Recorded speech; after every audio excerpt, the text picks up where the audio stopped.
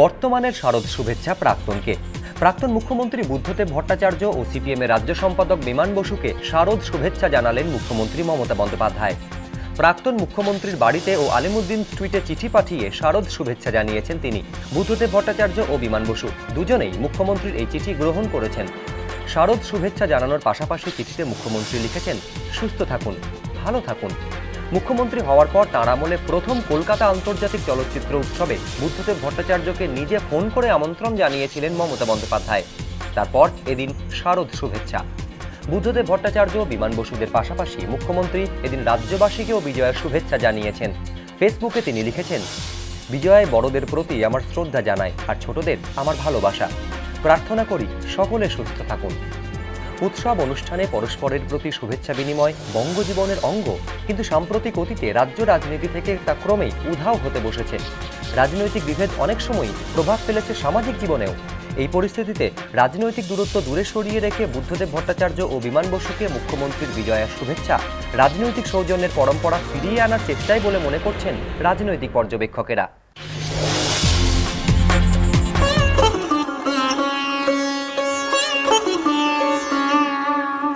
পুজো শেষ, বাপের বাড়িতে 4 দিন কাটিয়ে নিজের ঘরে ফিরলেন উমা। সোমবার সন্ধে নামার আগে থেকেই কলকাতার বিভিন্ন ঘাটে শুরু হয়ে যায় প্রতিমা বিসর্জন।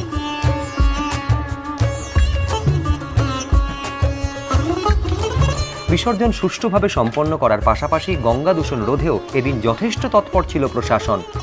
বাবুঘাট, নিমতলা ঘাটে রাখা হয়েছিল বিশাল আকৃতি বার্জ। প্রতিমা জলে পড়ার পরই ক্রেনের মাধ্যমে সেই কাঠামোগুলি জল থেকে তুলে জড়ো করা হয় বার্জে।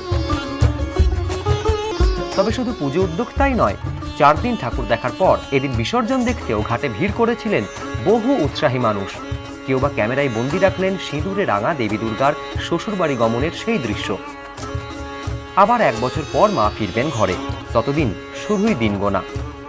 এক বিসর্জনে আরেক আগমনীর অপেক্ষা, আর মনে মনে বলা, আসছে বছর আবার হবে, আবার এসো মা।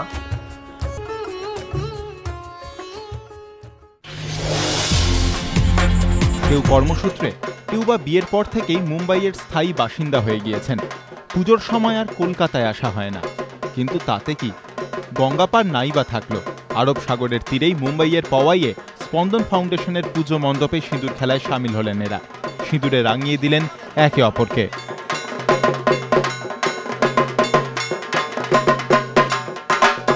নয়াদিল্লির শিব মন্দির কালীবাড়িতেও এদিন উৎসবের আমেজে বিদায় জানানো হলো দশপ্রহর রণধারিণীকে।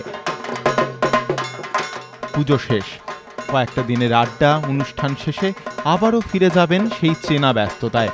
তবুও কলকাতার মতোই আসছে বছরের অপেক্ষায় দিল্লি, মুম্বাই।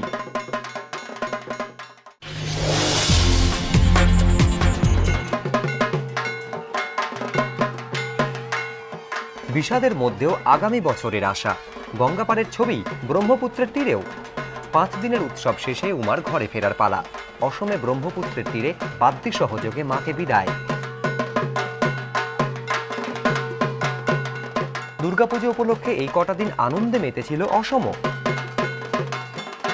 প্যান্ডেল জুড়ে দেবী, আনন্দে মাতোয়ারা সাধারণ মানুষ।